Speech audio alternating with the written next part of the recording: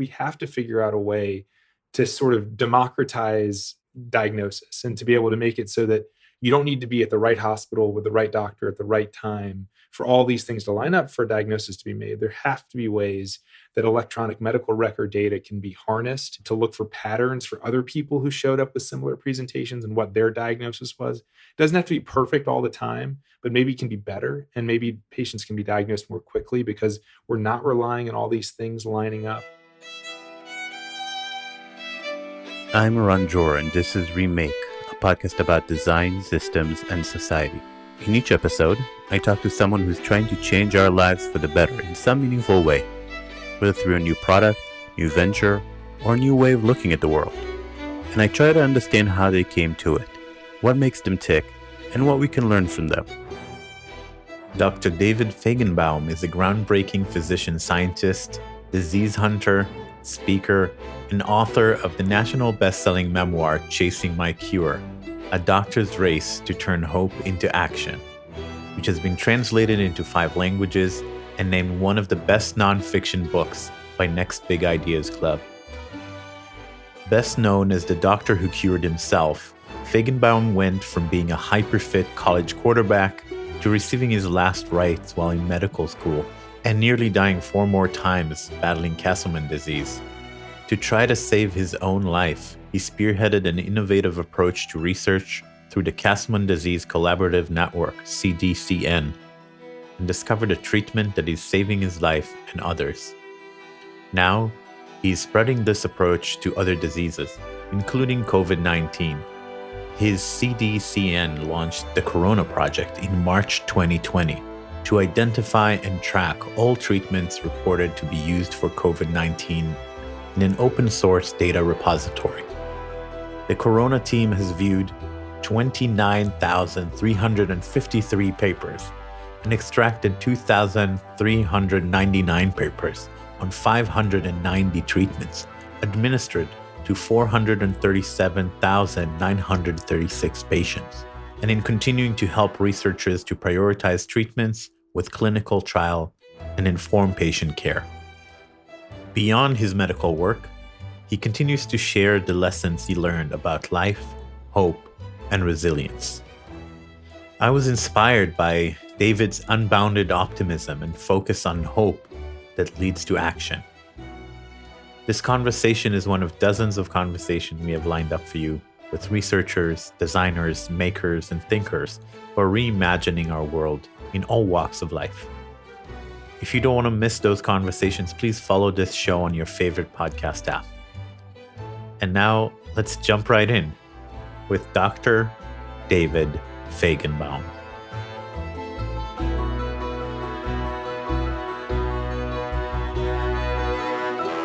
All right, I'm sitting here with Dr. David Fajgenbaum. David, welcome to the podcast.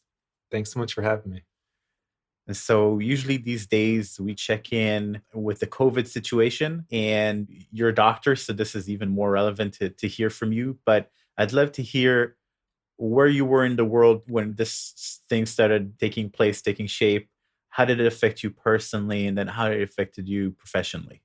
Yeah, of course, everyone listening, and you of course included, and we've all been impacted so much by the COVID pandemic. I guess I'm no different in that back in March of 2010, when the pandemic really began at the US, I was, and still am, running a center at the University of Pennsylvania called the Center for Cytokine Storm Treatment and Laboratory. We study when the immune system gets out of control. We study hyperactivation of the immune system, and we search for treatments that could control the immune system. At the same time, I was actually somewhat on my book tour still. I wrote a book called Chasing My Cure that came out that fall before, and so had a lot of travel going on, which of course came to a halt. And at home, I had a 2-year-old daughter who was just and is still the sweetest little girl. In all 3 of those domains, there were a lot of changes. From the cytokine storm side, very quickly, my center became an epicenter of studying and searching for therapeutics for COVID, because we've been studying immune hyperactivation for the last decade, and because the mortality associated with COVID is actually related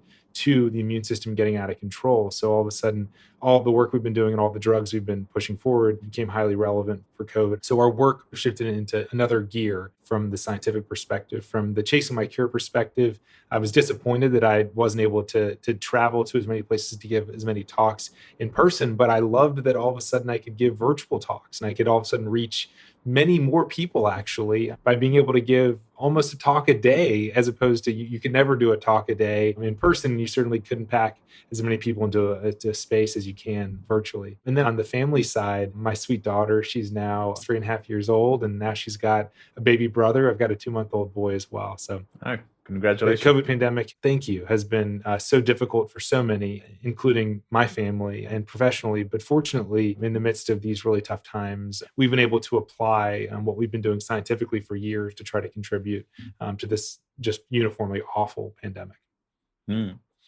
Yeah, it's really interesting. And when I read your book, I felt you deal with very timely topics of trusting experts and to what extent. How did you feel about the way that experts are perceived? And I think there's extremes on both sides that are maybe, Yep. annoying sometimes. So yeah, I would love to hear your thoughts about that. Yeah, you're totally right. And I think that the answer always seems to be somewhere in the middle. That's what I think I've learned throughout my life and through my journey chasing after treatment for Castleman disease.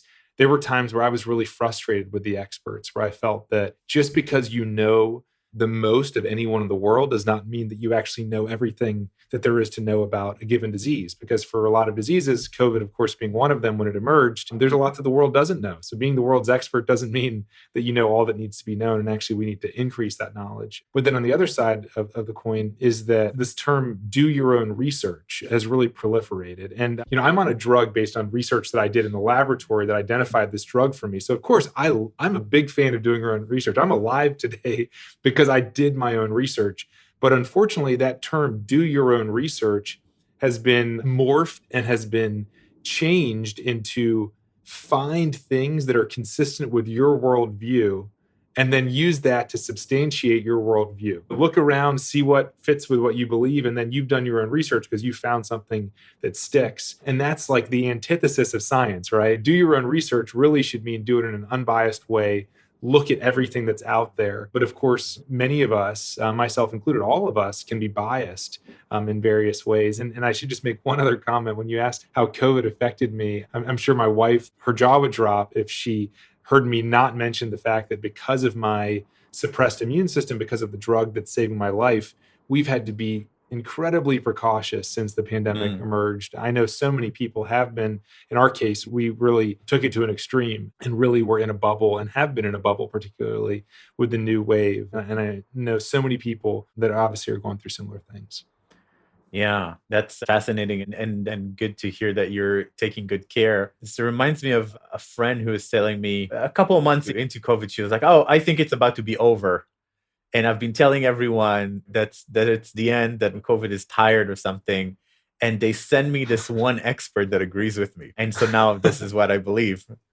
And I was like, that is the Exactly. definition of bias. Like they found the one expert that agrees Yes. with you. Do your own research has become the sort of the call that's the opposite of actually doing your own research in an unbiased way. It's become, I found something that fits with what I already believed, and that was my own research. Yeah. So we like to go back into the past with our guests and to understand maybe the seeds of some of the journey that they've taken. And so we have the standard opening question, which is, what's something you've learned in childhood that still drives you today? It's a great question. I think the importance of hard work and focus is something that from a really young age was really important to me. I grew up dreaming of one day playing college football and American football. And I was laser focused on that. I mean, that was all I could think about from, the time I was a little kid through my teenage years. What I learned from that process and working, as hard as you possibly could, was that so much in life is out of our control. But the one thing that is totally in our control is how hard we work on things that we care about.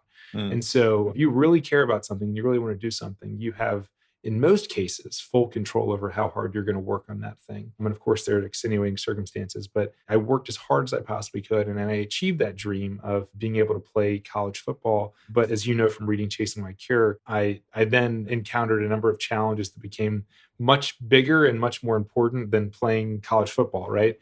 But I was able to apply that same sort of focus and years of grinding to these other problems, which has resulted in solutions that I'm really proud of. You wrote about your mother and how her cancer directed you towards medicine, and it sounds like you worked as hard at that as you did at football. Do you want to talk about that journey and that period of your life? That's right. So I had this opportunity to go to Georgetown to play football, and I achieved that childhood dream in just a couple weeks after getting to college was when my mom was diagnosed with a terminal form of brain cancer. And just as you mentioned, that really just completely changed everything about my life. I was incredibly close with my mom, and she taught me so much, and she inspired me, and she was just the ultimate role model. And so when she became sick and I saw that this like incredible person could become sick and that the medical community couldn't potentially not have an answer for this disease, that's when I said, I just want to dedicate my life to searching for solutions for people like my mom. My mom ended up passing away about a year later. And I decided to go down sort of two parallel paths. One is that I said, okay, I want to go into medicine. I want to find drugs for patients like my mom. And I want to create something to keep her life alive, to keep her legacy alive that could help other college students like me. And so I was really struggling with my mom's passing. And so I started an organization in her memory called AMF. My mom's name was Anne Marie Fajgenbaum, her initials AMF. And I wanted this group to be available for college students that could support one another, that were grieving the illness or death of a loved one. And I didn't want us just to support one another physically. I also wanted us to get involved in channeling our grief towards positive outlets. So getting involved in raising awareness or funds for the cause that took our loved one. And that experience of starting AMF, fortunately, was able to reach a lot of people around the country. AMF actually still continues. I haven't been involved with AMF in many years, but it continues. And most people that are a part of AMF on a college campus around the country, they don't even know that my mom, her life is what inspired it. And I love that. I love that it has grown and it continues to help people totally separate from me. But then, as you mentioned, it also really drove me to want to go into medicine to find solutions. Let's not just support people after we've lost someone. Let's figure out solutions so that we don't lose people at young ages. Yeah. And it probably the ability to organize something like this also contributed later in life when you needed to start a new type of organization. We never know what these early steps, how they can help us along the way. That's right. And it's not just the lessons that you learn from these early experiences. And I love that this is one of the first questions that you ask your guests on your podcast, because the other part of it is, what are the tools that you now have in your tool belt? Or what are the experiences that can give you confidence so that when you go to face another problem, you've both got the tools, but you also have some confidence that you can get through it. Or if you didn't gain confidence from the first time, you learned about how not to do it, right? You might have learned how to do things, or you might have learned how not to do things when you go to face that next challenge in life. Yeah, and both are useful. There's a moment that you talk about that was very striking to me, how within a very short time you go from being a doctor taking care of people to a patient in that same hospital. And this is with Castleman's disease, which is a very rare disease. So tell us how this came about, and what was that initial transition from a doctor to a patient like? It was a striking transition. It was really tough. First off, to go from being a healthy person to a sick person is going to be hard on anyone. And so, just similar to that, to go from being a care provider to a patient who was ill was very difficult. At the time, I was a third year medical student. At this stage, I was training. I wanted to be an oncologist and treat cancer patients in memory of my mom. When out of nowhere, I started feeling more tired than I'd ever felt before. I noticed lumps and bumps in my neck. At the time, I didn't know what they were. They turned out to be enlarged lymph nodes. I started noticing fluid pooling around my ankles. I mean, I was really healthy at the time, very fit. So this idea that I was having all these symptoms is really unusual. And then I got really terrible abdominal pain. And I actually went from taking a medical school exam, I went down the hall to the emergency department, and they ran some blood tests and explained to me that my liver, my kidneys, my bone marrow, my heart, and my lungs were all showing signs of shutting down.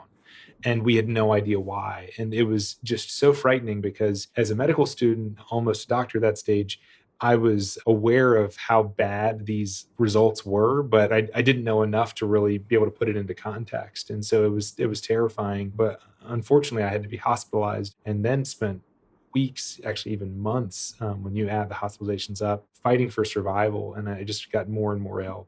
Mm.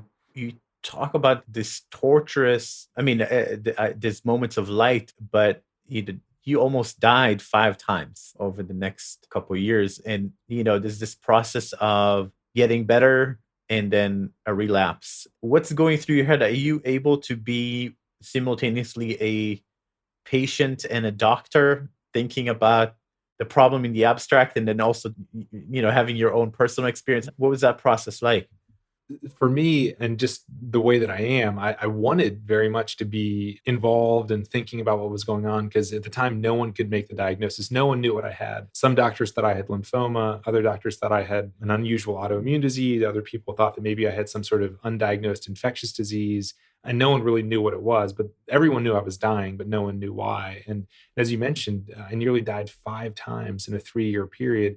And 3 of those occurred in the first 6 months that I was so sick. So, with no solutions, we didn't know what was killing me. And we didn't know, obviously, how to treat it if you don't know what it is. I would have really loved to be able to contribute, but I was so sick because of my organ dysfunction, I couldn't even think clearly at all. I had no ability to think or contribute. I was unconscious most of the day, but occasionally I would become conscious and I would wake up for maybe an hour or so a day. And I was really fixated on this one aspect of my illness, and all of my organs were shutting down. But I noticed they're almost like balls of blood vessels that were appearing on my chest and shoulders. And I kept bringing them up to the doctors, and the doctors were like, we got other things to worry about other than these blood vessels. But as you know from reading my book, those actually ended up turning out to be really important in solving and figuring out what my diagnosis was, but then also in trying to figure out what was the right treatment and why I'm here today talking to you and doing well.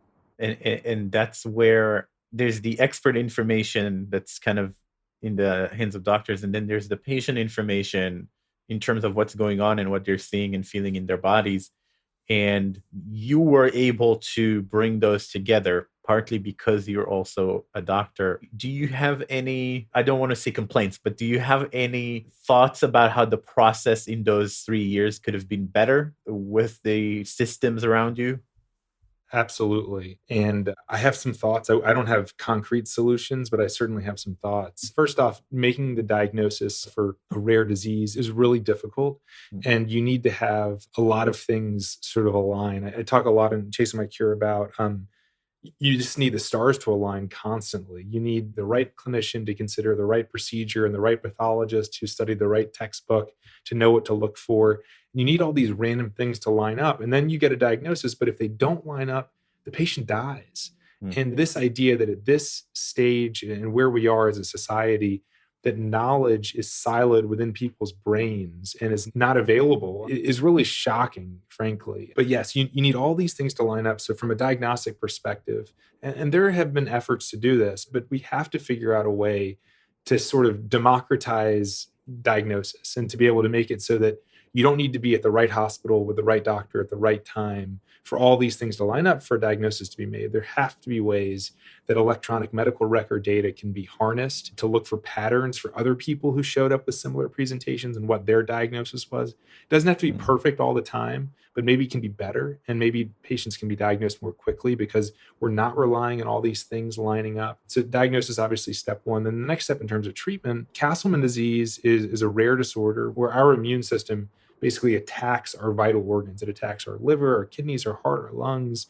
until we die unless we treat it. So we have to basically fight back, and we have to obliterate the immune system before the immune system obliterates us. And to do that, you need treatments. And thankfully, there are a lot of drugs that target various aspects of the immune system, but there are no sort of central databases or repositories that track all of the different uses of drugs for different reasons.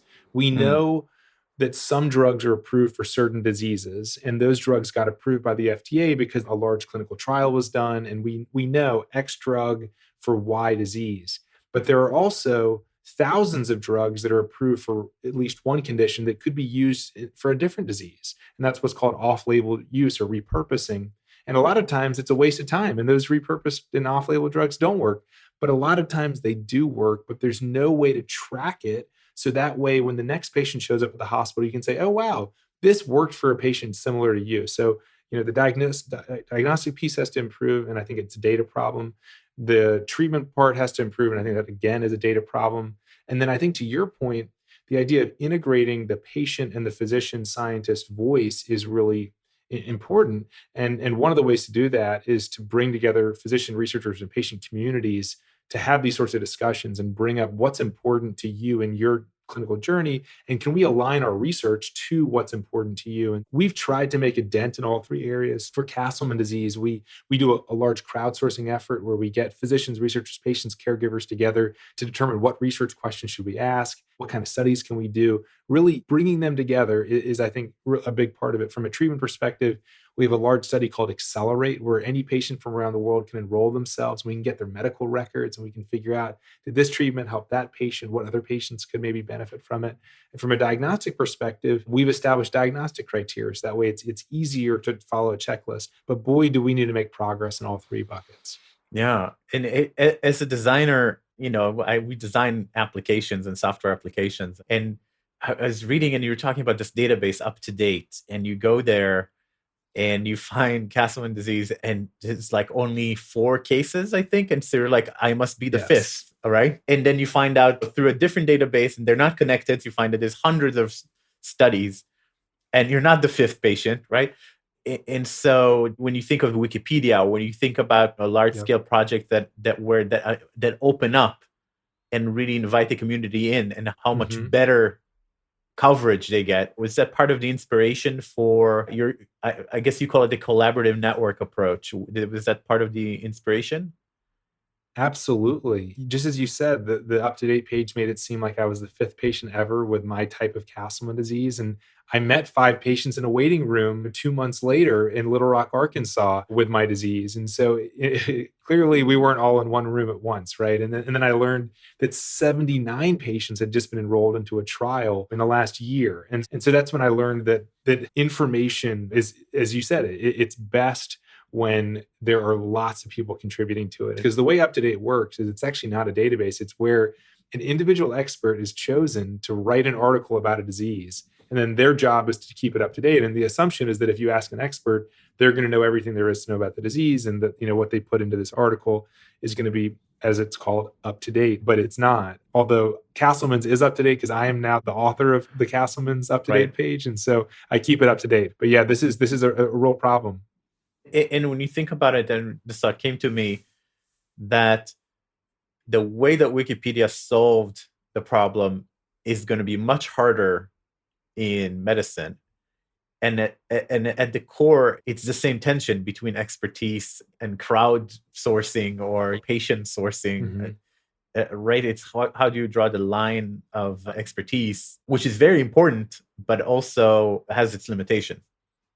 I agree. And I think that, just as you're saying, it can't be an either or, right? It can't be only doctors do it or only patients do it. I think it requires this cooperative dance between the two. And so the way that we do crowdsourcing for Castleman's research is that we ask everyone, patients, physicians, researchers, we ask them, what questions do you have about Castleman disease that, if answered, would either help you, the patient, or help one of your patients if you're a doctor? And so we ask a very simple question. We don't ask, should we do RNA sequencing or should we do proteomics? We ask, what questions, if answered, would be helpful for you? In this most recent round, we got over 150 different research question ideas from the community.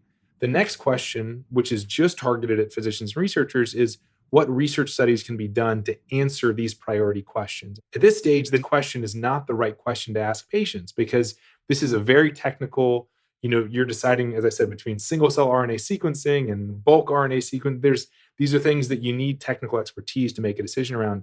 But the first question, I would argue, patients are actually more qualified to answer than the doctors and the researchers are. And so I don't think it's saying you need to do it all with one or all with the other. But I think it's that you need to recognize the relative merits of each group and then figure out the right dance where, okay, we all throw in ideas, physicians and researchers come up with study ideas, and then let's kick it back to the patient community. Let's tell them what's the potential benefit and impact for them, and let's include them in the prioritization process. So they actually then put grades and rankings to each of these ideas. And then we take it back to the physicians and researchers and say, the patients rank things this way. What do you think? And then we come up with a final listing. And that sort of dance takes a lot of time and a lot of effort. But I think it's something that's important if you want to make a difference. Yeah, and it's a beautiful way of thinking about this, and from my perspective, a very design way of thinking about this is like, okay, it's a complex reality, it's a complex system that you have to build. So you ended up not completely being out of it, but I guess at a time where you were doing better, deciding to dedicating your life to this problem and to fighting this disease, and it ended up going to business school at Wharton. And attacking the problem not just from the medical perspective. So what was the intuition there in terms of the problem that needed to be solved? The intuition really came from, at this stage, I nearly died for the fourth time in a 2-year period. And the only drug in development didn't work for me. There were no more drugs in development. There were no more promising leads. There was just nothing else. And my doctor explained that to me. So I knew that I had to get involved in the fight to try to look for a drug that could save my life. I knew it was unlikely I would find something, but I knew that if I didn't search, that I was not going to survive. And I knew that my only chance of survival would be to find a drug that was already approved for something else and hope that it could work for Castleman disease. And of course, I could have been going on this hunt for a drug, and it may not have existed. There may not have been a drug approved for another disease that could be helpful for Castleman's, but I knew it was my only chance. So I knew I had to do it. And then I started working on it from a very medical scientific perspective. What drugs have been reported in the literature, what pathways have been uncovered, what treatments exist. And what I learned was that there were incredible technologies available to science and medicine that had never been applied to Castleman disease yet. Technologies that, if applied to Castleman disease, could potentially unlock new treatment approaches, but they had never been applied for a number of reasons. One is that the samples had never been centrally collected into one place, blood and lymph node and things like that. So they hadn't been centralized. The resources had not been garnered to make sure that the samples were utilized and the funds raised to pay for this. The community had not been brought together to prioritize what studies are more high priority than other studies, because you can't do everything. And so all of a sudden I said, wait a minute, this isn't a scientific or medical problem. This is a problem that we don't have the resources, the samples, the collaboration, the ideas. These are organizational, operational problems. And I had a number of conversations with folks in the business school at Wharton, where I was in medical school at Penn at the time. So just across campus, I could connect with amazing professors at Wharton. And it was actually individuals in the operations department where they were thinking about these sorts of problems, not in terms of Castleman's or disease or a rare disease, but when you break it down, these are fundamental design problems. And how do you optimize utilization of finite resources? How do you make sure that all of the lymph node samples in the world are utilized, most effectively or efficiently? And how do you make sure that you garner resources and you utilize them at the right time? And these became operational problems. And I decided, okay, if I go off to a residency program, I'm going to have to work, 24/7, and I'm never going to have time to do research. And I'm frankly not going to survive because I don't have a long window. But if I go to business school, then I will both be able to try to sharpen some of these skills and learn more about operations and management. And I'll also have time to do research because business school doesn't have that many hours that you have to be in class. And so I decided to go that route. And I did it. So that meant that obviously I thought that it could be helpful, but it was actually being in business school around these brilliant minds who thought about similar problems from orthogonal perspectives that I really, was just amazed and so thankful that I took that approach. Mm. Yeah, that's this cross-sectional interdisciplinary approach that often yields the best results. We interviewed Dr. Hilal Asaf from NYU and Harvard Business School, and she spent a year studying open innovation at NASA. Wow. And NASA had, I'm trying to remember exactly what the study was, but they were trying to find a formula to predict sun flares. And they released it to the open population for anyone who wanted to try to tackle the problem. Wow. They released their data and then I think it was a retired radio engineer somewhere that found a formula that they used for something else, but that applied here and that had something crazy like 70% predictive capacities, which would like from zero. Yeah. That's incredible. Yeah, so this open innovation is something that people in the business world talk quite a lot about, but I feel like probably medicine is the last candidate to really embrace something like this, right? And potentially for good Absolutely. reason.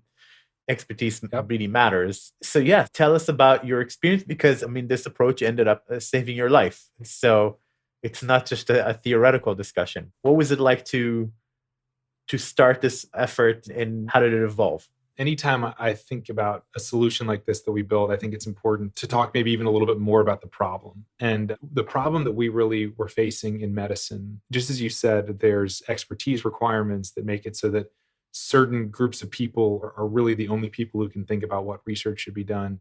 But even in addition to that, a big issue with science is that the way that science moves forward is that a group of researchers or a single researcher will come up with a research question and then will propose it to a funding body. And then that funding body will either pick to fund it or not fund it. And that's how science moves forward. And then someone applies another time. It's incredibly random as to whether this investigator somewhere is going to have a good idea that needs to be funded and whether a funding group is going to pick that idea and fund it. And Yeah. what is the actual likelihood that the most qualified person in the world to do a study for Castleman disease is going to have that idea and simultaneously apply to do that study? I mean, it's basically impossible. It's just not going to happen. What's going to happen is a lot of this sort of suboptimal doctors and researchers coming up with research questions that are pretty good and they're pretty well qualified. And if you get lucky, it might lead to a breakthrough. What I would hope for, which is an optimized world where the best person in the world to perform a research study knows that they are the best person in the world for it, because there's some sort of feedback loop to recognize like this is what's needed for this disease and you're the person to do it. Mm. And they then can simultaneously get resources to do the study. And so we said, let's try to decouple this sort of idea of what research questions do you want to do in your lab? And then you apply for funding to us to fund it, which is how it's always done, to say, why don't we figure out what should be done? And then let's go find the right person and ask them to apply for the funding because we think they're the best person to do the most important thing. And that was a complete frame shift from where things were before. And I got a lot of pushback. And because I was so naive and young and like, well, it just makes sense. I felt very strongly that we should do it this way. Now that I've been in the medical community for some time now, I can see how it's such a crazy idea that maybe I would push back about it, push back against it if someone proposed it to me now. But fortunately, I took that route, and that route has been incredibly fruitful for us. We've gone from a field where $10,000 a year was being spent to try to find new therapeutic approaches for Castleman disease.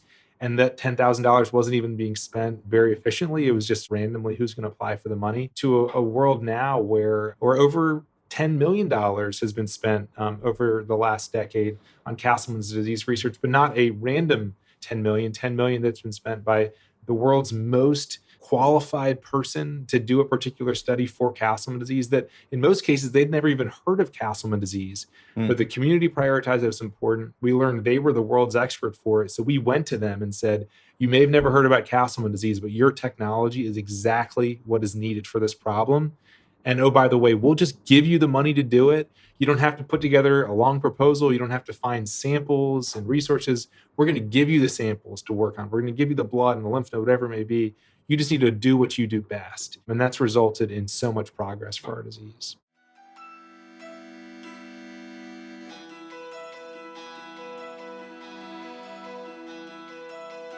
You're listening to Remake, a podcast about design, systems, and society.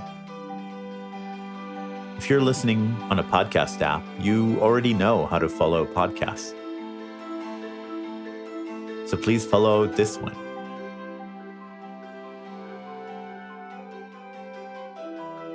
If you're listening in a browser, just go to remakepod.org to find links to all the major podcast players where you can follow our show.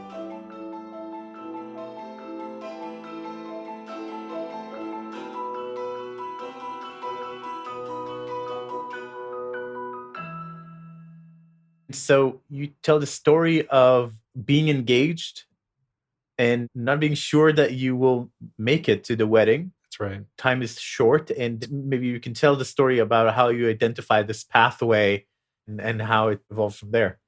Sure. So you're referring to right around almost exactly 8 years ago. I mentioned that I decided to fight back against Castleman disease when I nearly died for the fourth time, and that was in 2012. And so I started a foundation called the Castleman Disease Collaborative Network to do all the things that we've been discussing. I started conducting laboratory research at that time into Castleman disease, and I really was optimistic. We're taking this brand new approach. We've got all the right people thinking about this. And I was really optimistic we were going to make progress. And we were making progress, but then I relapsed and I nearly died for the fifth time. I spent a month hospitalized. I somehow survived for the fifth time, but I knew I was just completely out of options and out of time. And I was due to get married on May 24th, 2014. So I basically wanted to survive for 5 more months. I mean, our want is not the right term. I dreamed, I needed to survive for 5 months. I wanted to do anything in the world to make it for 5 months. And obviously I would have loved longer, but that was my dream. And I knew that I wasn't going to survive that long unless I found some sort of drug that could be helpful. And at that stage, I started combining together all of my data, some of the things we talked about early on in this discussion, combined data from different hospitals I'd been at from the first time I got sick, from Little Rock, Arkansas to UPenn to North Carolina, brought all the data into one place, and then started looking for patterns. And we've been running these tests called cytokine panels on my blood to look for markers of inflammation. And at each hospital, there was no trend that was emerging because I was being seen at many different hospitals and hospitalized in different places. But when you combine the data together, there were some trends that, again, you couldn't see if you just looked at one place. But when combined together, you could see that there were these two parts of the immune system that were seeming to ramp up leading up to my relapse. And fortunately, I had been storing blood samples on myself in the lab when I was getting sick. I didn't know that I was relapsing, but I suspected I would relapse soon. And so I had been collecting these samples on myself and putting them in the freezer. So when I survived, I had this clinical data that was giving me some sort of hints or trends that maybe these two parts of the immune system were important. And then I had samples to work on. I could go to my blood. I actually also even had asked for a lymph node to be resected during my relapse, which might seem a little extreme, but I knew that if I survived, that I needed to have tissue to work on. I needed some biospecimens to do research on. So now all of a sudden I had the data and I had the samples in front of me, and I started performing a series of experiments to look into my hypothesis, which is that I hypothesized one part of the immune system was turned on. And I did a really simple and cheap experiment. It cost $36 to buy the reagents for this experiment. And I did this $36 experiment, and the results of it blew my mind. So the immune system is filled with literally hundreds of signaling pathways, thousands of proteins that interact in a really complex way. And a number of them basically communicate through different signaling pathways or communication lines. And one of those is called the mTOR signaling pathway. And I'd hypothesized that maybe that pathway was turned on based on the data I'd seen. And this $36 experiment just really confirmed it for me that this part of the immune system was basically stuck in the on position. And that didn't guarantee that inhibiting it would be effective. It could be that it was just some sort of epiphenomenon, but at least it was a lead. And that maybe if this thing is turned on and I'm really sick, maybe turning it off would make me less sick. That was my very simple minded way of looking at it. And the reason that I could even think about that is because decades before, 30 and 40 years before, researchers had developed a drug that blocks this communication line. And so all I had to do was make the connection Castlemans to mTOR. And then I had to say, what about all these mTOR inhibitors are out there? And so talked to my doctors, and we decided to try an mTOR inhibitor on me that blocks this particular communication line. And yeah, January 5th of this year marked 8 years that I've been in remission with no relapse. So I take these pills every day, and I'm doing really, really well. Mm. And that's incredible. And you made it to your wedding. Made it to May 24, 2014. As you know, my hair grew back just in time. What I didn't mention earlier is that the only reason I survived those 5 times is not because I had some sort of will or ability to, fight through it. It's because I got a lot of chemotherapy, and the chemotherapy saved my life each of those times. And with the chemotherapy, I lost all of my hair, and we knew that one of these times the chemotherapy wasn't going to work. But yeah, my hair grew back just in time for my wedding day. It was pretty awesome. Yeah, and you have a lot of photos in the book as well. And so you talk about hope, and you start the book with this very striking image of doing a CPR on someone whose heart stopped, and essentially saying there's no guidance on when you stop. You stop when you no longer have hope. And in your story, but the hope is a critical factor, or at least not stopping, not giving up is a critical factor. And yet you also write that it's not a superpower. So where do you stand on hope? Yeah, I love that you're asking this question. And I love that you're tying together the different parts of the book where I talk about hope, because I also feel that hope has many different forms and that it's sometimes misconstrued in certain ways to be a superpower, or that if you're hopeful, good things will happen. And the power of positivity, which I think it certainly exists, but I think that hope is most powerful when it inspires action. If you do not have any hope, you will not take any action, because why would you? If there's no chance and you don't believe there's any chance, you will not take action, and the thing that you might have hoped for will not happen. But if you have even a glimmer of hope, or like you said, when you do CPR, and when I've done CPR in the past, you keep doing CPR until you realize that there's no hope of survival. And like you said, there is no textbook. There is no time where you say, okay, now we've run out of hope. This is when we stop. And you could argue maybe there's always hope. But what I've found is that my hope for the future and wanting to make it to May 24th, 2014, which was the wedding date for my wife and I, wanting to have a family, wanting to dedicate my life to one day find drugs that could help patients like my mom, that was a necessary ingredient for me to do any of the things that I did. It actually is what inspired my action. And so I even talked in the book about how sometimes being overly hopeful can actually even stop you from taking action, because you can say, I have this amazing doctor. I'm so hopeful he's going to find solutions for me. All I have to do is just sit back and relax and let Dr. Van Ree find a solution for me. So I think it's that we need to be hopeful. I hope Dr. Van Ree finds a drug for me. But then I think we need to reflect on what we're hoping for and say, okay, what did I just hope for? Is there anything I can do today to get closer to that which I'm hoping for? And I think that the COVID pandemic, I think, puts this sort of concept or this tension right in focus. And that's that all of us are hoping for this pandemic to end. Most of us feel like there isn't something I can do today, or not, I think all of us feel like there isn't something I can do today to end it. But all of us actually can contribute in various ways. And so it's hard to quantify how much any one of us has an effect on when this pandemic will end. But the reality is that all of us have an effect on this pandemic. And so I think we have to turn our hope into action. If we want the pandemic to end, if we want to find a drug for ourselves, we have to then ask, what can I do today to help to make that happen? Yeah, it's an active kind of hope, right? A hope that allows you to do, not hope that allows you to lean back. Yes. You say that only about a quarter of known diseases have a known cure. That seems incredible. But then you also say most diseases are rare diseases, right? So this, what we call in the business world, we call it the long tail. There's a massive long tail Yes. of rare diseases. That's right. And I think that it's important for us all to be aware of these numbers. So there's somewhere around 10,000 human diseases that we know of. And of course, COVID became, an extra one. So diseases are being discovered and appearing. But there are about 10,000. And just as you said, there are about 2,500 drugs that are approved for right around 2,500 different diseases. And so there's these 7,000 or so diseases that don't have any approved drugs. And as you said, most of them, nearly all, I wouldn't say nearly all of them, but a large proportion of them are what we call a rare disease, so that there's less than 200,000 people alive with the disease in the United States. But when you actually add up all of those rare diseases, it turns out that there's about 30 million Americans with a rare disease. And so it's this long tail that, when aggregated, accounts for about 1 in 10 Americans. But each disease on their own, by definition, is rare. And I think that, for me, understanding that the medical community has made incredible progress, but we still have a long way to go, was really eye-opening. I was in medicine. I was training to become a doctor. I'd seen my mom's fight with cancer. Yet understanding these statistics, that, this is just incredible. And I think that some people will read that and they'll hear that and they'll say, the medical community has failed us. They haven't come up with enough solutions. But I actually think the inverse is the case. And that's that these diseases are so much more complex and difficult than I think any of us could ever have wrapped our heads around.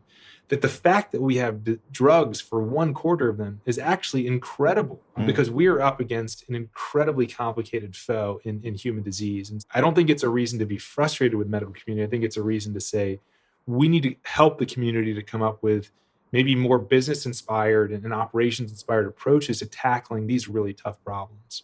Yeah, and maybe a funding solution, because It's the same thing with the long tail in the business world. You need something like the internet to create space to serve the long tail, right? At Amazon, you can get any book on Amazon because it's not your local bookstore. I think part of the idea of the long tail in the business world is that you have to have a centralized network to be able to support the long tail. So Spotify supports all the music, and Amazon supports, for instance, all the books because they're centralized. And without something at that scale, it really doesn't work. It's no wonder that it didn't happen earlier, but maybe now is the time where something like this can start. That's such a great point. I hadn't thought about that because in the medical field, like I said, I think all of us, we think about medical research as being like a machine, and that things move forward at a certain pace because there's like an input and then there's an output. But the reality is that we really should think about it as a bunch of little tiny widgets. And for some diseases, there's 1,000 widgets working on that one problem. And so surely a couple of them are going to come up with a solution. But there's not a Spotify, as you said. The little ones that aren't getting any attention don't have any sort of platform to lift them up and to identify, oh my God, this is actually a really important disease area, or this is a disease that's got a solution that's right around the corner. I love that analogy, and I think it's about trying to create, Spotify or an iTunes or an app store that can lift up all of the smaller diseases and not let them be alone.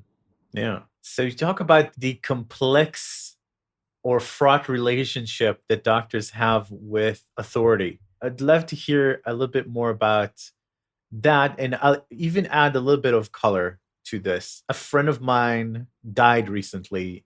Sorry to hear that. Thank you.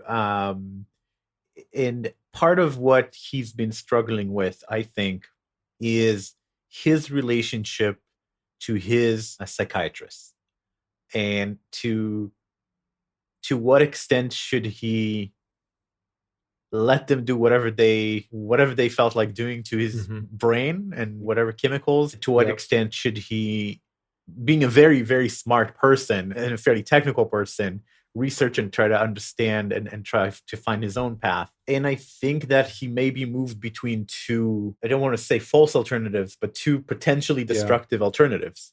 One being, okay, do whatever you want, and the other being, I don't believe you anymore, I'm going to do my own thing.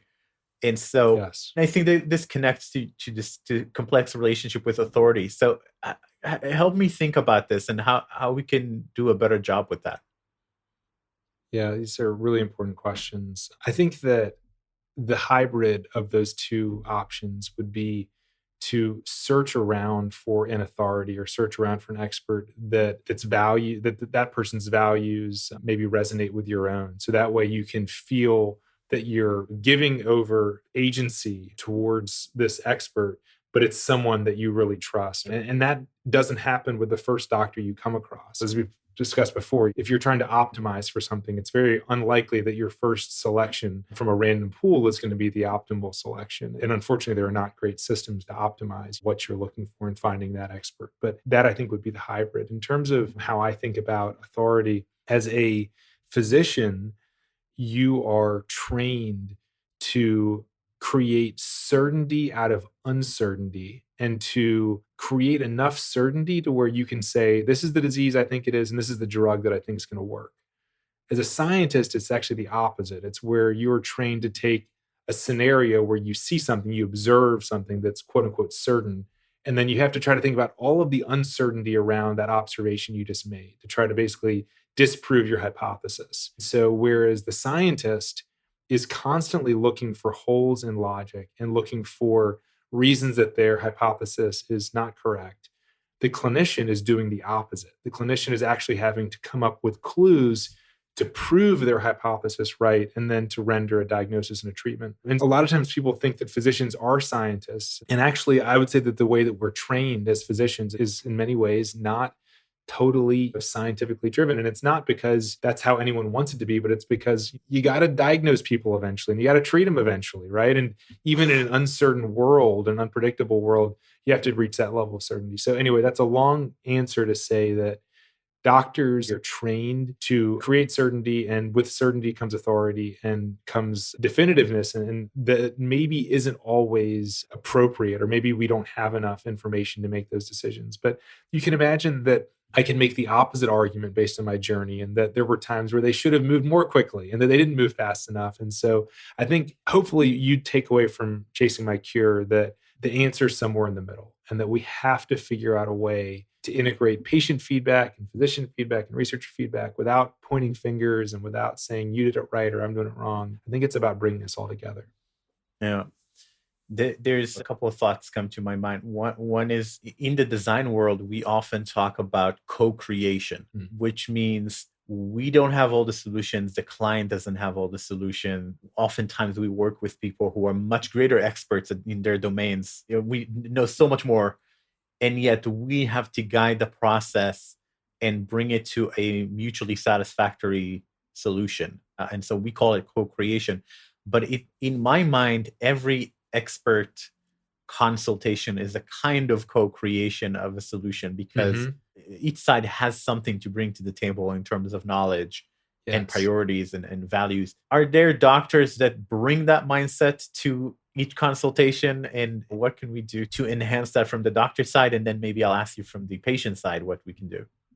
Yeah, I think that there are doctors who do want to be, as to use your term, co-creators. And I think that there certainly are doctors that are more open to that and doctors less open to that. Sometimes patients are more challenging to be co-creators than other patients, and some patients are wonderful co-creators. And so I think that there's a full spectrum on both sides in terms of interest and abilities. Your question really makes me think a bit about COVID. And I'm sorry I keep bringing back to COVID, but there has never been a disease ever in the history of humankind where everyone is thinking about it and everyone has knowledge that's within reach. So every single journal article that's been written about COVID for the last 2 years is open access. All publishers have agreed to make it open access, so anyone can access anything.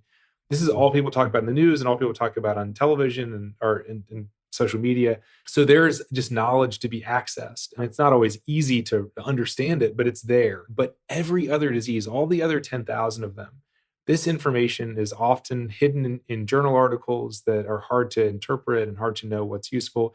They're never talked about on the news. They're not, easy to find. And so there is this huge knowledge asymmetry that occurs for every disease except for COVID.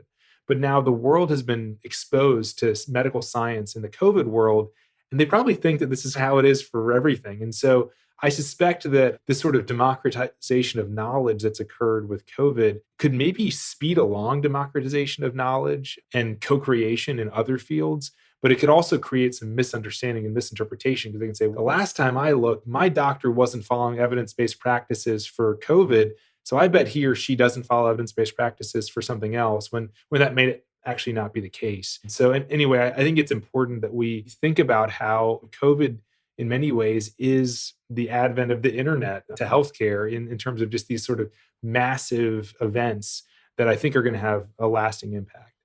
Yeah. And it's for good and ill, right? It is all these conspiracy theories and misinformation. And I've been dumbfounded to see friends who I doubt they know the difference between a virus and a bacteria, right? Like, I doubt they have that level, and they cite studies. And I'm like, you don't understand the study. And not that I'm such a genius, but I guess I feel scientifically literate enough to know what I don't know, to know how to look at the totality of studies and try to find what the consensus is, and also to know that sometimes common sense. So this one thing that bothered me with COVID is I had people, scientists arguing, oh, we don't really know that masks are effective in the early days because there wasn't enough data. And I was like, okay, fine. You can't prove completely decisively that it's effective, but it's airborne, and that a piece of fabric on your mouth blocks, So, use some common sense, right? This is an emergency. Like, we can save however many lives. So I guess this leads me to a question of, from the patient's perspective, how can we wisely engage with experts, given that we aren't, but also given that we have brains and our own knowledge and our own priorities, etc.?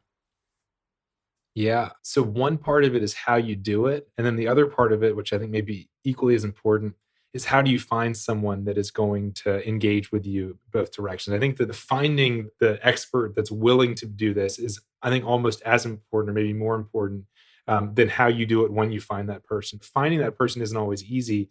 It requires maybe seeing multiple experts. I always say if someone's diagnosed with a rare disease, the first thing you should do is look online to see, is it very clear who the world's expert is? And if they're within driving distance, just start driving. That's how important I think it is to get to the world's expert. And if they're hopefully in the United States and they're within driving distance. So that's the first thing, is finding the person, but then recognize that that person may not be ultimately the right person, and understanding how you can find other experts. Oftentimes there's advocacy organizations you can go to figure out who are the key people for that disease. So I think there's a level to being proactive in finding the right doctor that I don't think all of us recognize is important. I think a lot of us think that, okay, I saw my primary care provider, they recommend I see this specialist. This is the specialist that my PCP told me to go to, and they must know something, right? And they might know a lot, but what's the chance that you happen to be in the right area of the country where like the best person for your care happens to be right there? Again, it just gets this whole sort of like, stars do align occasionally. You might have been diagnosed with Castleman's in Little Rock, Arkansas, or in Philadelphia, where you can come to our center, but you probably were not. You probably are somewhere other than Philadelphia or Little Rock. So you might need to come to one of these places to see the experts. And so I think that it's that extra step, realizing that the system is probably not going to align that for you, and that you're going to have to do this extra work to figure out who it is. But then to answer your actual question, once you're there with them, I think it's really important to share all aspects of your experience. Did you have blood moles that you think are important that maybe someone else didn't pay attention to? Share about your wishes, your values. And of course, all of this has to be done in a fairly short encounter because the healthcare system doesn't allow for very long encounters. But I do think that the solution's out there, but it's not going to fall in your lap. Yeah, thank you. That makes a lot of sense and it's useful. And so you seem to have found your peace, not only your cure, but your peace. You've had your daughter and you wrote the book about your adventures. And so with that kind of happy ending, I have this closing question that I usually ask, and it goes like this. In his TED Talk, the philosopher and author Alain de Botton talks about the difference between a lecture and a sermon. And he's saying kind of a lecture is this modern day equivalent of a sermon, but where we saying you're an individual, you're smart, we're just going to give you a little bit of information, you make up your own mind. And a sermon, which he's missing and calling for, is an urgent plea to change your life. So it's a more passionate thing. If you had a chance to give a short sermon, and I let you choose if it's to people in general, to doctors, to patients, whoever you want to address this to, what is one thing that you'd really wish people knew that could really change their lives? I think it's the subtitle of the book. It's turning hope into action. And it's this idea that for many problems in life, for many things that we hope for, there are few things that we can do to change them. But those few things that we can do may actually make the thing that we're hoping for become a reality. Whereas not doing those things, and like in my case, almost certainly meant that the thing I was hoping for, which is a wedding, a family, a life, would not have been possible. And so I think that the thing that I plea for people to do is to be hopeful, be wishful, think about these things you want in your life, but then immediately ask, and always ask, what can I do today to get closer to that which I'm hoping for? That is got to be a reflex. It can't be, gosh, I really hope this pandemic's going to end, or gosh, I really, hope that my kids' reading skills are going to improve, or whatever it may be that you're hoping for, wishing for, praying for, whatever it is. But you need that, but then you need to follow it up with, what can I do today, tomorrow, and the next day, and recognize that the systems that are around us are not going to deliver it necessarily. I mean, in some people, maybe a drug is going to be delivered to your doorstep right when you need it. And I talk about the Santa Claus theory of civilization, where we think that for our problems, someone's going to come up with a solution. I often talk with my colleagues about this idea about they must be working on this. When COVID emerged, they must be figuring out new treatments for COVID. They was me and my team, but it wasn't because like we were divinely chosen to do it, or because the government told us to do it. They, which was us, did it because we decided we wanted to do it and we needed to do it. And we wanted to apply our expertise and we wanted to work all hours of the night and every weekend for 2 years. I think we just have to remember the they is actually just a bunch of people like you and me that might be doing something really well, or maybe we're not doing it that well and maybe we can do it better. And so recognizing that, then you realize that the system is modifiable, which is actually quite scary. I think we all would like to think that the system is moving as effectively and efficiently as it can be, and that there is no room for improvement, but actually there is room for improvement, and you yourself may be able to contribute to that. Thank you so much. And thank you for your time. Thanks so much for having me. This is really fun. Thanks so much. All right, that's it for today. If you enjoyed the podcast and would like to support it, please consider writing a 5-star review in Apple's podcast app or wherever you're listening. It helps many more people discover the podcast and also makes us feel good. Current support for the podcast comes from my own design company, Remake Labs. We run design sprints all over the world, and our goal is to improve outcomes, whether in business or various organizations, through repeated and rapid design interventions. Now, until next time, be well, everyone. See you next week on Remake.